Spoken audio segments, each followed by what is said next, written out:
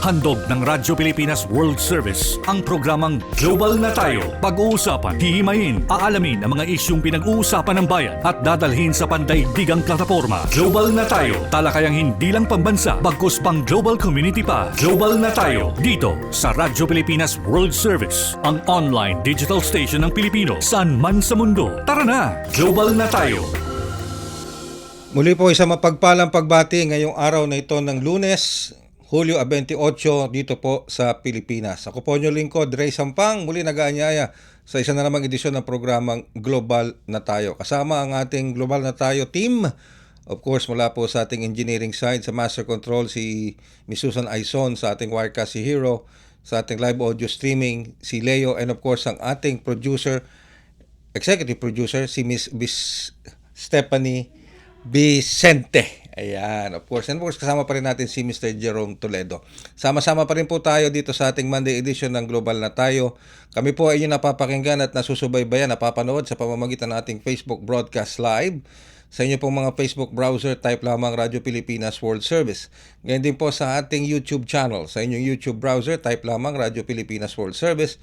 At sa ating on-time, real-time broadcast, sa ating live audio streaming. I-download nyo lamang po ang ating e-box PBS Radio app sa inyo pong mga cellphones, laptops, and desktop. Sa inyong cellphone, kung kayo ay merong smartphone, punta lamang po kayo sa Google Play. At kung kayo naman ay may iPhone, punta lamang po kayo sa App Store. At sa mga browser na yan, i-type nyo lamang e-box PBS Audio Receiver.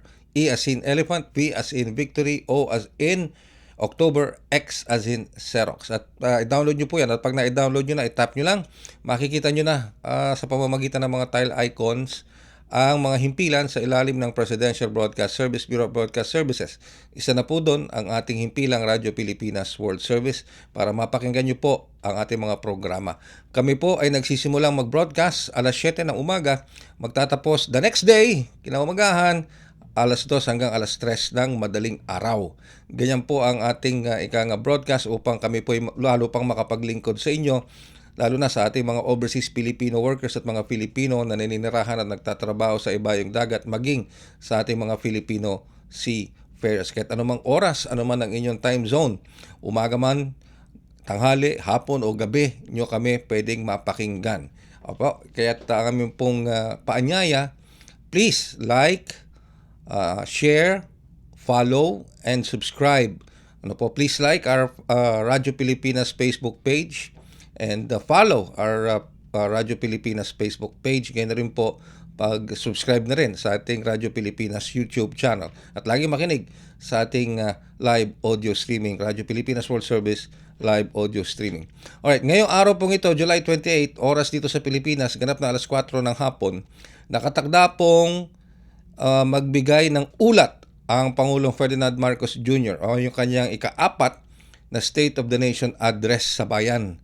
Ngayong araw pong yan, July 28, alas 4 ng hapon, oras po dito sa Pilipinas. Ihahatid po namin sa inyo ang magiging pag-uulat sa bayan ng ating Pangulong Ferdinand R. Marcos Jr. at iba pang mga kaganapan bago pa sumapit ang kanyang SONA at anumang kaganapan matapos ang kanyang State of the Nation Address. Yan po ay sa pamamagitan ng ating pakikipag-hook up sa ating kapatid na himpilang Radyo Pilipinas, Radyo Publiko. Pero siyempre, sa araw na ito, alamin natin ano ba yung mga mahalagang mga kaganapan. Simula nung ikatlong SONA noong 2024 na ikatlong SONA ng Pangulong Marcos Jr. Yung kanyang mga direktiba sa mga government agencies, yung kanyang mga plano, hindi lamang para sa ating mga kababayan dito sa loob ng bansa, maging sa ating mga kababayan sa labas ng ating bansa, lalong-lalo na yung ating mga overseas Filipino workers at Filipino diaspora as a whole. And when we speak of that, yung ating mga overseas Filipino workers, of course, ang isa sa mga tinitignan natin na ahensya na talagang tumutugon sa mga pangangailangan ng ating mga overseas Filipino workers, land-based man o sea-based, ay ang ating Overseas Workers Welfare Administration sa ilalim ng Department of Migrant Workers o ng DMW.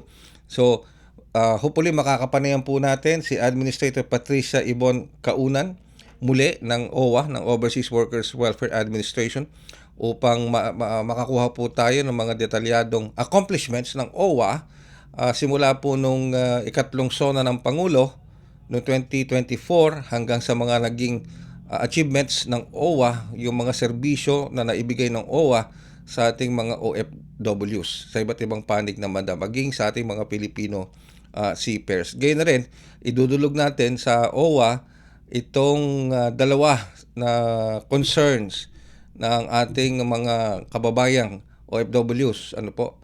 Yung isa nandito na sa Pilipinas, yung isa, at yung isa I think nasa abroad pa, ano. Pero we will try to present this kay Administrator Kaunan upang kanyang maperuse at mapag-aralan at ma-assess kung ano ba ang mga dapat na hakbang na gawin dito upang matugunan itong mga concerns ng ating mga nasabing mga overseas Filipino workers. Ano ho? Ayan. Kasi bahagi po yan ng tungkulin ng Overseas Workers Welfare Administration, itong public service na binibigay po ng OWA para po sa inyo. Gayun din, sa ikalawang bahagi ng ating programa, makakapanayam naman natin si Dr. Israel Francis Pargas. Siya po ang Senior Vice President ng PhilHealth, Philippine Health Insurance Corporation. Ano po, para naman sa mga serbisyo ng PhilHealth at lalong-lalo na sa mga programa at serbisyo nito. Hindi lamang para sa ating mga kababayan dito sa loob ng bansa, maging kayong mga overseas Filipino workers din na miyembro ng PhilHealth. Alright, nasa linya na po ng komunikasyon natin ang ating putihing kagalang-galang na Administrator ng Overseas Workers Welfare Administration. Walang iba kundi si Administrator Patricia Yvonne Kaunan. Administrator Kaunan, magandang umaga pong muli mula dito sa Pilipinas, dito po sa programang Global na Tayo. Magandang umaga po, magandang Monday, magandang Lunes para po sa lahat na nakikinig sa atin ngayong araw na ito po. Opo. Administrator Kaunan, thank you very much for again indulging us dito sa ating programa. Ano po? Today, Monday, July 28, ika-4 na SONA ng Pangulong Ferdinand R. Marcos. Ganap na mga around 4 p.m. He is expected to deliver his 4th SONA. Of course, ito pong 4th SONA niya ay karugtong ng kanyang 3rd SONA noong 2024 at may mga direktiba na po siyang naibigay noong 2024, noong 2024 pa, lalo-lalo na sa paglalapit ng serbisyo ng gobyerno sa ating mga kababayan, including our overseas Filipino workers.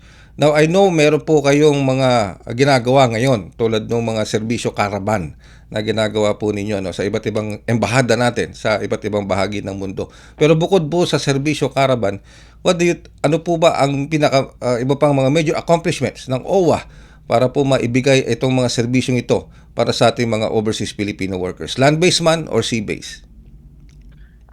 Sir Ray, maraming salamat po sa pagkakataon na makausap kayo hours before yung sabi nyo nga po, napaka-importanting araw na ito po ang State of the Nation address po ng ating mahal na Pangulo. Opo, totoo, ito ang direktiba ng ating mahal na Pangulo. Hindi lang po last year, no? Simula pa po nung una niyang SONA, binigyan niya po ng emphasis kung gaano ka-importante ang OFW. At kung gaano ka-importante na ilapit yung mga serbisyo po ng Department of Migrant Workers at ng OWA sa ating po mga OFWs. Patungkol naman po sa OWA, alam po natin na may mga program services ang OWA, no? Tungkol, for example po, yung mga welfare benefits, mga binibigay ho natin for the members ng mga death benefits, repatriation, scholarships, no? Tulong pagdating po sa financing, sa livelihood. Pero nandyan din po, pinaka-importante, yung serbisyo ng OWA, doon sa mga panahon na talagang kailangan yung ating kailangan ng tulong ng ating mga mamamayan. Tungkol po, for example, doon sa nagkaroon ng Israel, Hamas pa po nung umpisa, Sir Ray, since October, over 1,000 na po ang napauwi nating mga kababayan, no? Dahil po dito.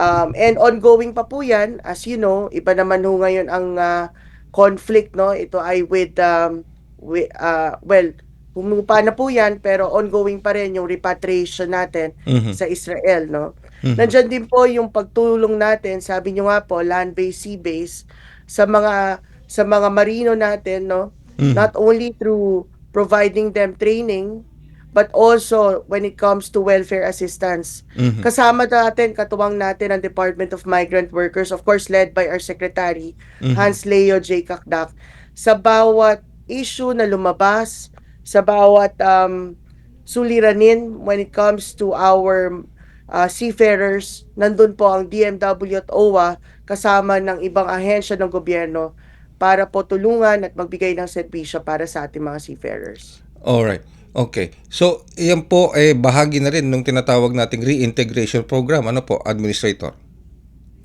Tama po yan, isang malaking aspeto ng ginagawa ng Department of Migrant Workers at OWA ang reintegration. Mhm. Ito pong reintegration, hindi lang po sa aming dalawa, no, noong June 7 po, ayon sa direktiba ng ating mahal na Pangulo, pinirmahan na po yung National Reintegration Network. Mhm. Kasama na ho natin dyan ang iba't ibang departments ng gobyerno, kasama po ang DTI, Department of Agriculture, DSWD, DOST, at marami pa po, Land Bank, PhilHealth, um, SSS, Pag-ibig, SB Corp, at iba pa pong mga ahensya ng gobyerno na nagbibigay po ng programa at serbisyo para sa mga bumabalik po nating mga kababayan. Malaki pa po palang katuwang natin dyan ang Department of Labor and Employment na nagbibigay ho ng trabaho para sa ating mga bumabalik na OFWs. Mhm. So,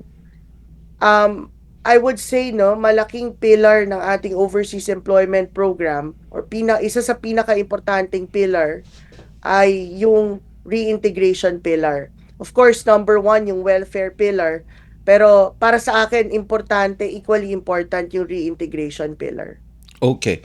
So, sa ngayon po, Administrator, as far as the data is concerned, gaano na po kalaki ang pondong na i-release natin para dito sa reintegration program at gaano na ba karami ang nabigyan at nasilbihan itong reintegration program? Sir Ray, patungkol sa OWA, no, naka-allot talaga yung, if I may pull out the numbers ngayon, Mhm. patungkol sa Mhm. reintegration natin. Mhm. Yeah, oo. Yes. Kasi Hindi lang po, pag reintegration kasi marami yan, lalo na pag yung mga pinag-uusapan natin diyan, Administrator, yung mga na-repatriate from conflict areas, yung mga distress natin mga kababayan. Mhm. Opo, opo. Yan, okay. Bigyan ko po kayo ng numero, pinapa-pull out ko lang po Opo, ngayon. opo, okay. Kasi yung number of, Yes, oo. Well, opo, habang pinupull out ni Administrator Kaunan yung mga figures, well, ito po yung pinag-uusapan namin para doon sa mga ngayon pa lamang nakatutok sa ating programa. Ito pong mga serbisyo, programa ng Overseas Workers Welfare Administration, lalong-lalo na bilang direktiba na rin ito ng Pangulong Ferdinand R. Marcos Jr. Sigurado kasi ako, I have this inkling na mababanggit na naman ni Pangulong Marcos Jr. itong ating mga overseas Filipino workers, land-based man o sea-based, lalo na ang DMW at ang OWA. Kasi magkatuwang lagi yan itong DMW at OWA sa pagbibigay ng serbisyong ito sa ating mga kababayan. Alright, balikan na natin si Administrator Kaunan. Opo. Okay. Sige. Yan. O nga pala, bago pala tayo magpatuloy, nakikita nyo sa inyong screen, sa ating screen, kung kayo nakasubaybay sa ating Facebook broadcast live, yung pong mga contact numbers, buti na lang at nilabas ito ng ating mga technical people, yung pong mga contact numbers ng ating DMW OWA Help Desk, makikita nyo po yan sa ating screen. And of course, yung pong contact numbers ng ating Philippine Embassy sa Cambodia, maging yung contact numbers natin sa Philippine Embassy natin sa Thailand. Ito po ay ginagawa natin upang ma-inform kayong mga kababayan natin na nasa ibayong dagat, mga OFWs at ang inyong pamilya, kung paano po nyo makokontak. Lalo na yung mga pamilya dito sa loob ng bansa na meron pong kamag-anakan na nagtatrabaho at naninirahan sa Cambodia at Thailand. Baka kayo po ay nag-aalala sa kalalagayan po ng inyong mga kamag-anakan doon. Nakikita nyo po yung mga numbers na pwede nyo kontakin sa Philippine Embassy sa Cambodia at Philippine Embassy sa Thailand. Ngayon, kung gusto nyo naman dumiretso mismo sa DMW OWA, makikita nyo rin po yung mga contact numbers na yan para inyo pong matawagan. Ano ho? Sige. At balikan natin si Administrator Kaunan kung ready na siya dito sa atin po. Sir Okay. Ray, Opo. so yung mapu-pull out ko na numbers ngayon kasi pinapa-pull out ko yung utilization natin kasi ongoing naman siya, no? Opo.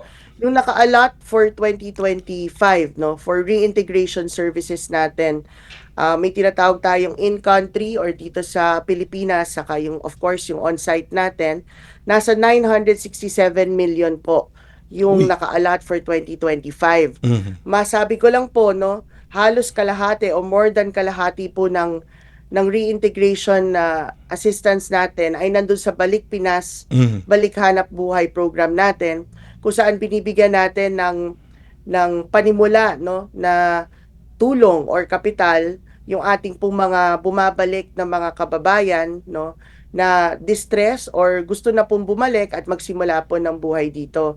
I-provide ko po later kung Yes. nakailan na po tayo, Mhm. but based on numbers po, nasa 967 million po ang naka-allot po dito sa reintegration natin. Okay.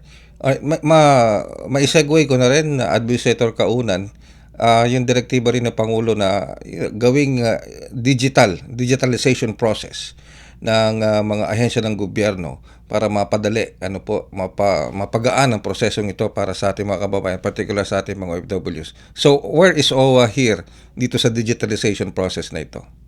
Dito po, very proud to say, medyo advanced po ang OWA dito. Kasi po meron po tayong OWA app at yung ito pong hotline natin or yung digital complaints program natin, naka-e-cares na po yan, naka-online na po ang case management system ng OWA. Mhm. Meron na lang po kaming napaka-importanting component, I would admit, na kailangan pong i-add dito, especially when it comes to renewal of our membership, no? Kasi po, Sir Ray, kailangan pa naming i-assess or ipa-review kung ito ay magko-comply sa COA guidelines. Ang gusto ho sana namin ay maging online ang full process, including payment. So ito po na lang ang huling component. At pag nangyari po to, Sir Ray, kompleto na po yung proseso, hindi na ho kailangan ng mga kababayan natin na pumila or pumunta sa mga opisina ng DMW or OWA para po magbayad ng OWA membership nila. Napakalaking tulong, Sir Ray, kasi nung umikot kami sa gitnang silangan lately, ay marami ho tayong kababayan talaga na pumunta ho dun sa mga serbisyo fair natin, pero sila po ay nagsasabi na kung maaari daw sa susunod ay online na lang po at medyo malayo rin ang kanilang lugar sa Riyadh, sa Alcobar, sa Jeddah. Kasi alam nyo naman, no, doon sa mga kababayan natin, marami yung nakikinig ng programa nyo, Sir Ray. Alam nila na ang Saudi Arabia, Sir Ray, medyo malaking bansa, no? And marami tayong kababayan na they live 10 hours away, 9 hours away from itong mga cities na na-mention ko, Sir Ray. Kaya yung iba, sabi nila, gusto sana namin mag-OWA membership renewal, kaso lang wala kaming panahon, no? Yung iba nga, unfortunately, nagsasabi wala silang day off at humingi ng tulong na mailaban na magkaroon sila ng day off. Yun, okay. And of course, bukod dyan sa digitalization process na yan, hindi ko makalimutan yung panayam ko sa inyo patungkol po dito sa mga scholarship programs natin. Administrator, napakalaking bagay po nito. Although nagsimula na ito, nagsimula na kayong tumanggap ng mga application para dito. So, hingi lang po kami ng update. May mga nag-apply na ba? May mga nagsubok na ba? Nag-submit na application? Marami na pong nag-apply at tuwang-tuwa ho kami, no?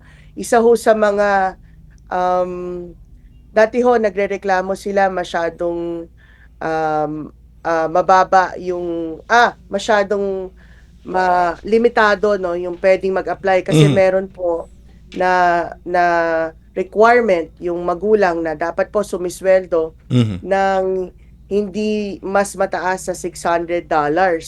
Sir Ray, medyo nag-akyat na rin yung sweldo ng iba nating kababayan. Kaya kami sa OWA, in-adjust namin ito to $1,000. So, ibig sabihin, yung mga kababayan natin na sumisweldo ng 700, 800, 900, pwede na rin po mag-apply yung anak nila. Mhm. So, yan po ang inaasahan natin doon sa pagbukas natin ng 6,000 additional slots, no, for dependent scholarship ng OWA. At importante po sa atin na ayan po, online din ang naging proseso, Sir Ray. Yes. Mhm. Base doon sa announcement. So, hindi na ho nila kailangan pumunta doon sa mga opisina natin. Sir Ray, balikan ko lang po yung ating reintegration. Opo. Nabigay na ho sa akin yung numero, Yes. kung ilan na po yung nagamit natin or na-allot natin, no, Mhm, na mhm. pondo dito. As I said, Sir Ray, halos 300 milyon Wow. ang nabigay na natin. Ay, sorry, halos 200 milyon ang nabigay na natin as of May 31, no, yung cut-off time doon sa Balik Pinas, Balik Hanap Buhay. So on track tayo, Sir Ray, for full Mhm. utilization na ito. Ibig sabihin, no, may pondo pa ho tayo hanggang end of the year Mhm. para po sa reintegration natin. So based on our financial management, Sir Ray, tuloy-tuloy lang po ang pagbibigay ng pondo para sa reintegration ng ating mga kababayan hanggang the end of the year. That's a good news. Magandang balita po yan, Administrator. Now, Administrator, before I let you go, alam kong marami ka rin tungkulin ngayong umaga itong Lunes na ngayong oras na ito, pero I would just like to endorse sa inyo for your perusal and assessment ito pong mga natanggap natin, kasi yung huli nating panayam sa inyo talagang umani po ng napakaraming mga views, maraming sumubaybay at may mga nagparating din naman na kanilang mga concern. So we would like to respectfully endorse this for your perusal and your assessment kung saan ba dapat ito mapunta, kung sino ba talagang dapat tumugon dito, o dapat ba talagang tumugon dito o ang DMW mismo. Ito po ay I think binigyan na kayo ng copy ni Step regarding this. Pero just to have overview of this is yung isa nating kababayan, tago na lang natin sa pangalang Shirley, Pilipina, umuwi siya noong April. Meron daw may sakit siya, meron siyang kalalagayang cancer. At lumapit initially daw sa DMW pero wala daw pong natanggap na tulong. Last time na nakausap siya ni Step, mag-undergo na siya ng chemotherapy at nag-aabang na ng operasyon sa Osamis City.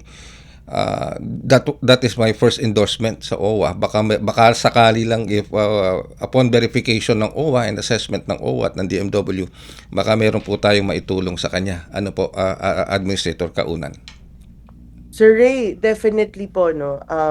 Siguro ang ibig sabihin lang, ako lang para ma-clarify ito sa mga kababayan natin na nanonood ngayon, ang direktiba po ng ating mahal na Pangulo, tulungan yung ating mga kababayan.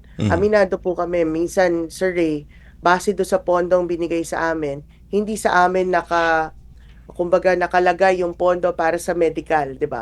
Nakalagay yan sa DOH at sa PhilHealth. Pero ang ginagawa po namin, and yun ang gagawin ko po sa ating kababayan, is i-endorse po ng OWA sa DSWD at sa Department of Health, no, and PCSO. Maganda, Sir Ray, dahil sa ginagawa naming caravan, nakapag-usap na kami, no, nung mga concerned na mga opisyales. Nilapit ko na rin po, Sir Ray, kasi napakadami po nating mga kababayan na mga bumalik na OFWs na ngayon naman po ay nagkakasakit at hindi nila alam kung saan sila lalapit, no?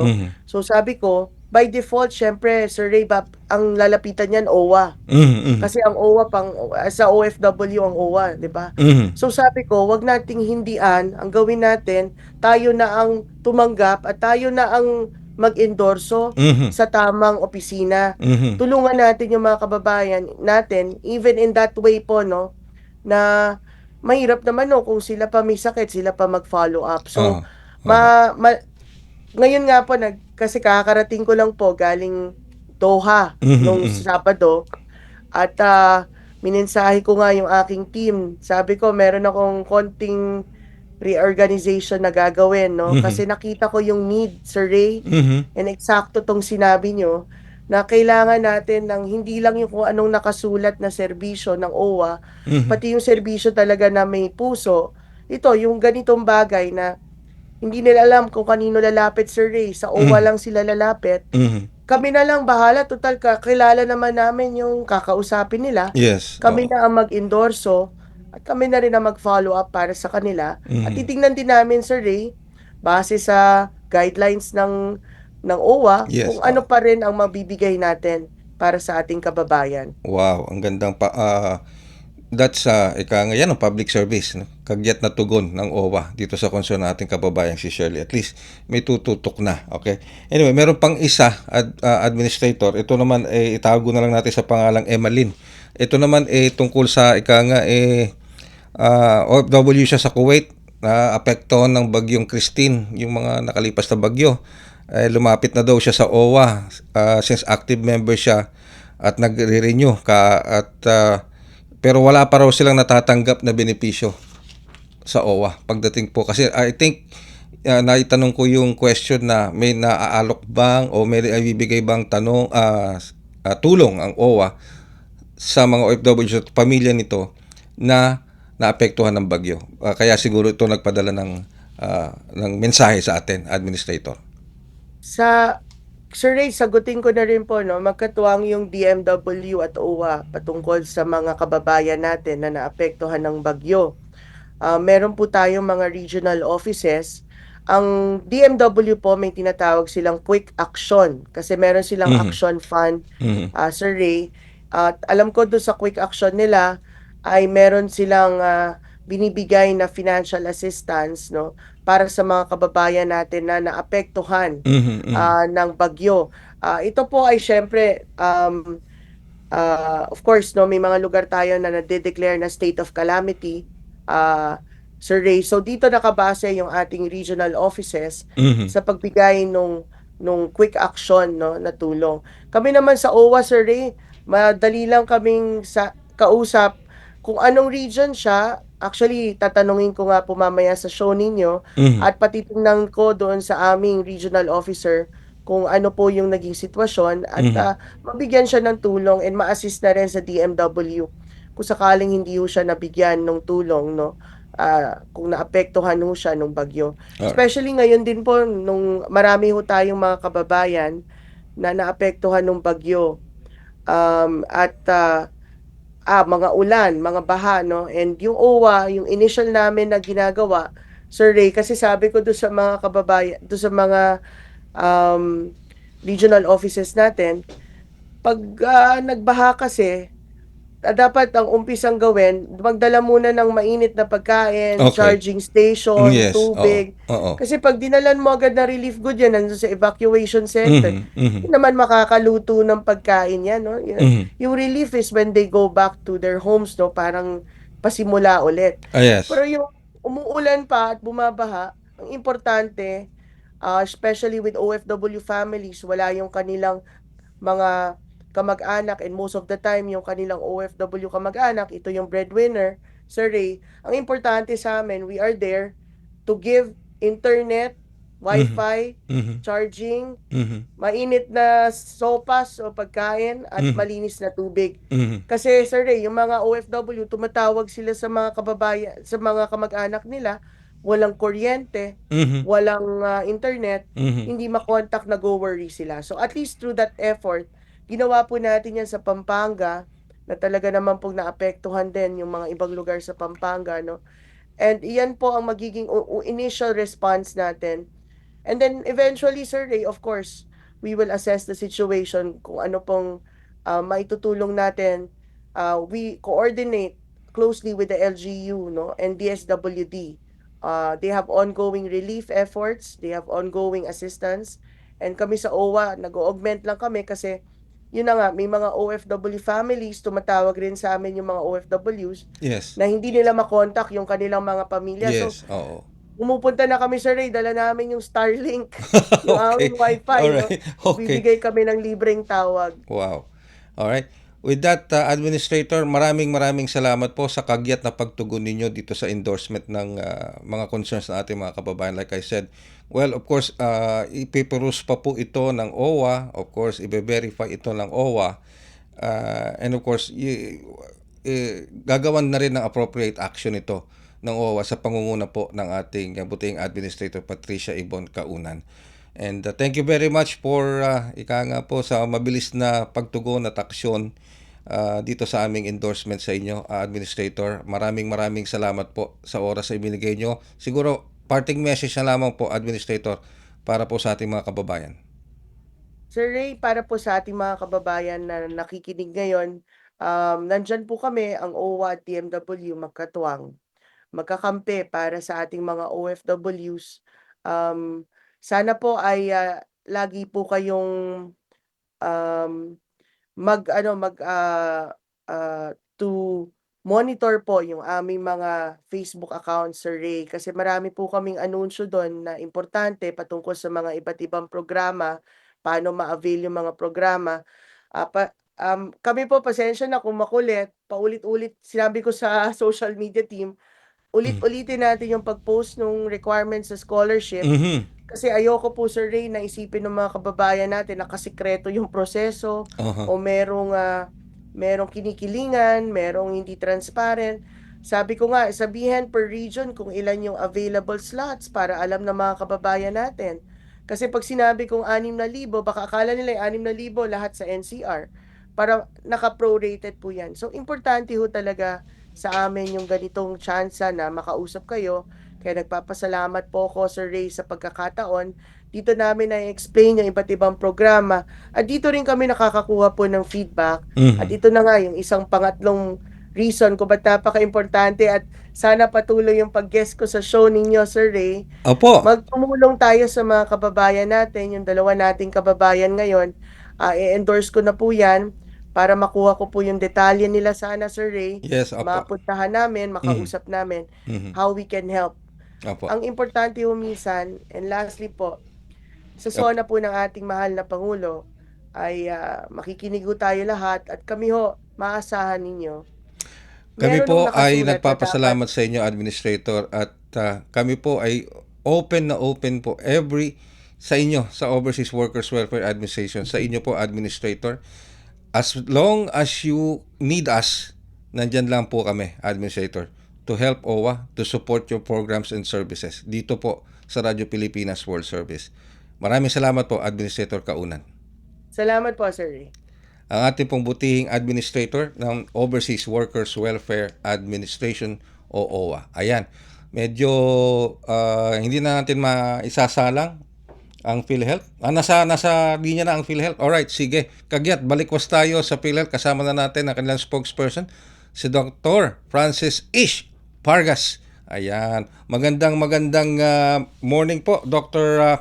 Pargas. Si Ray Sampang po ito sa programang Global na Tayo. Alright, sige. Nasa linya na ba si Dr. Ish? Yeah. Okay, sige. Sa PhilHealth yan. Kasi of course, meron, of course, isa rin po sa tinitignan na nakapaghahatid ng serbisyo publiko, lalong-lalo na kapag pinag-uusapan po ay aspeto ng kalusugan, pag-hospitalization, ay ang PhilHealth. Alright, nasa linya na si Dr. Ish Pargas. Dr. Israel Francis Pargas, Senior Vice President ng PhilHealth. Magandang umaga po, Dr. Pargas. Si Ray Sampang po ito, Dr. Ish. Magandang umaga, Kuya Ray, and magandang umaga sa lahat ng ating tagapakinig at taga-subaybay. Nice Isang to hear maulang umaga. Nice to hear your voice again, Dr. Isha, dito sa ating programang Global na Tayo. Alright, today is the 4th SONA of the President. Ika-4 na SONA ni Pangulong Ferdinand R. Marcos Jr. And of course, ang lagi niyang direktiba, like yung kanyang last directive nung kanyang 3rd SONA last year, is ibaba sa publiko ang serbisyo publiko, public service. At isa sa mga tinitignan po dito, of course, ay serbisyong pangkalusugan, kasiguruhan sa serbisyong pangkalusugan o PhilHealth. So, nasaan na po tayo ngayon dito sa pagbababa ng serbisyo publiko na ito para sa ating mga kababayan? Well, oo, Ray, no? So, alinsunod sa naging direktiba ng ating Pangulo noong nagdaang SONA, is of course nag-expand tayo ng ating mga benepisyo. Kung matatandaan mo, we responded by increasing our benefit packages. Mhm. Una 30% and then biglang 50%. So halos po ay umabot sa 90% ang increase ng lahat ng ating pakete. Maliban po dyan, nag-increase din tayo ng ating mga pakete sa mga piling sakit katulad ng dialysis, pneumonia, dengue, even po yung ating mga heart surgeries, yung pong mga atake sa puso, kidney transplant, lahat po yan ay in-expand natin. At para po lalong mapalapit doon sa tinatawag na serbisyo para sa ating komunidad at sa ating mamamayan, we pivoted to our primary care. In-expand po natin yung ating primary care, mas pinalakas po natin. At yun pong ating dating tinatawag na konsulta program ay sa ngayon, nirebrand po natin bilang YAKAP Yan. or YAKAP sa kalusugan ng program. At ito po would be encompassing, of course, embracing everyone para po maging malayo tayo sa sakit. So, yan po yan yung yakap, yan yung recently inaugurate ni Pangulong Marcos Jr. Yes, tama ka Kuya Ray. Mhm. Actually, yan yung ating dating konsulta program. Mhm. Kaya lang ang naging parang dating sa mga tao, pag konsulta yung tawag, ay may sakit ka na. Mhm. Kaya ka nagpapakonsulta. Mhm. So ngayon, we rebranded it to YAKAP para po wala ka bang sakit because yun naman ang objective natin sa primary care. Wala kang sakit, meron kang sakit, dapat ay nakikita ka ng doktor or ng isang health worker para sa huli maging malayo ka sa sakit. Mhm. So, ngayon po, ang tinatawag na natin itong YAKAP program. Yun, okay. And that yakap program is applicable for both government hospitals and private hospitals. No, it is applicable po to all YAKAP clinics or YAKAP health centers. Sa ngayon po, meron tayong accredited more than 3,000 YAKAP clinics, YAKAP centers, Mhm. YAKAP hospitals, nationwide, public and private. Mga around 500 po doon ay private clinics na nagpo-provide ng YAKAP services. All right. And of course, Dr. Ish, this is also applicable para sa ating mga overseas Filipino workers kapagkat meron ding premium ang mga OFWs na sineshare sa PhilHealth. Well, for one, these are primary care services, so dito po siya makukuha. Mhm. So yung pong mga pamilya ng ating mga OFW members are qualified beneficiaries po. Kasi sa ngayon po, yung pong confinement abroad, yan po yung nako-cover natin. Mhm. Pero yun po kanilang mga check-up doon at yung kanilang mga konsultasyon, sa ngayon ay wala pa po tayong coverage for that. Okay, sige. All right. Now, so ngayon pong SONA, lahat ng mga packages na ito nag-increase, ano po? Nag-expand, Yes. nag-increase. Pero hindi kayo nagtaas ng singil, nag-premium. Tama po ba ako Yes. doon? Tama po yun dahil sa kasalukuyan, ang nadudun po sa batas, sa Universal Healthcare Law, ang maximum premium namin is at 5%. So yung pong 5% ay sinisingil na simula pa noong 2024. So hanggang ngayon po at 5% pa rin siya because yun na po yung maximum. All right, sige. So, pero tuloy-tuloy pa rin bagamat hindi kayo nag-increase at may sapat bang pondo ang PhilHealth to carry all of these expanded programs? Well, yes, Kuya Ray. Sa amin naman pong paglalabas sa mga bagong benepisyo or pag-expand ng bagong benepisyo ay laging may katapat po ito na actuarial impact analysis or financial viability.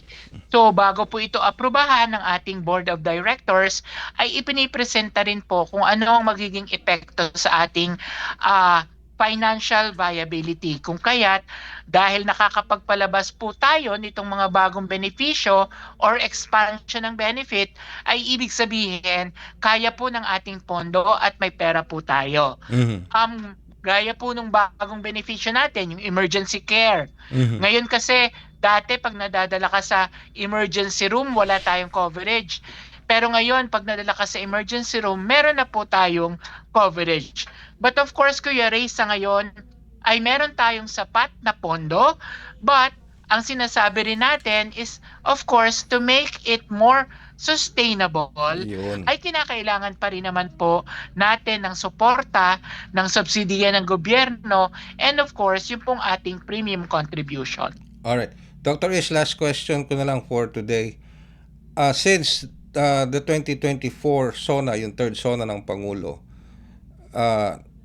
can we say that PhilHealth has delivered on its mandate and services based na rin sa direktiba ng Pangulong Marcos? On my point of view po, yes. Because we have already expanded all our healthcare benefit packages. Pero syempre, sa tingin po natin at meron tayong mga bagong benepisyo. But syempre, ito po would result to, una, dapat ay bumababa ang out-of-pocket expense ng ating mga miyembro. Pangalawa, ay nasisigurado na dekalidad na serbisyo ang ating naiibigay or ang nakukuha ng ating mga miyembro. So doon po sa mga batayan na yon, masusukat kung talaga pong naging successful na yung PhilHealth. With that, Dr. Ish, maraming salamat sa oras po na ibinigay nyo sa ating programa. Thank you very much, Dr. Ish. Maraming salamat din po, Kuya Ray, and maraming salamat sa lahat ng ating tagapakinig. Ang ating pong Senior Vice President for Health Finance Policy ng PhilHealth, Dr. Israel Francis Pargas. At sa ngalan naman po ng ating Global na Tayo team mula po sa ating engineering side, of course, sina Ms. Susan Aison, si Hero sa Wirecast, and of course si Leo sa ating live audio streaming, at ang ating executive producer for ng Global na Tayo, si Miss Stephanie Vicente, I'm sorry, Miss Stephanie Vicente. Ako naman po ang inyong lingkod, Ray Sampang. Muli po, tutok lamang po dito sa inyong himpilang Radyo Pilipinas World Service para po sa patuloy na coverage ng Presidential Broadcast Service Bureau of Broadcast Services para sa 2025 State of the Nation Address ni Pangulong Ferdinand R. Marcos Jr. Ika-4 na SONA na niya po ito. Inaasahan ganap na alas 4 ng hapon oras po dito sa Pilipinas magsisimula ang kanyang pagbibigay ng ulat sa bayan. Nagpapasalamat din po tayo kay Administrator Patricia Ibon Kaunan sa pagpapaunlak po niya sa ating programa. Si Administrator Kaunan po ang Administrator ng Overseas Workers Welfare Administration, at naidulog po natin sa kanya itong dalawang concerns ng ating mga dalawang kababayan. Ano po? Yan, okay? And of course kay Dr. Ish Pargas ng PhilHealth. Again, maraming salamat po. Pero before I go, paalala, please like, share, and subscribe and follow itong ating mga social media platforms. Paki-like and follow ang Radyo Pilipinas World Service Facebook page. Gayun na rin, paki-subscribe sa ating Radyo Pilipinas YouTube channel. And of course, sa ating pong laging tumutok, paki-download yung ating PBS radio app. Maraming salamat po sa inyong pagsubaybay. Ako pong muli ang inyong lingkod, Ray Sampang. Hanggang sa susunod na edisyon ng Global na Tayo. Handog ng Radyo Pilipinas World Service ang programang Global na Tayo. Pag-uusapan, hihimayin, aalamin ang mga isyung pinag-uusapan ng bayan at dadalhin sa pandaigdigang plataforma. Global na Tayo, talakayang hindi lang pambansa, bagkus pang global community pa. Global na Tayo, dito sa Radyo Pilipinas World Service, ang online digital station ng Pilipino saan man sa mundo. Tara na! Global na Tayo!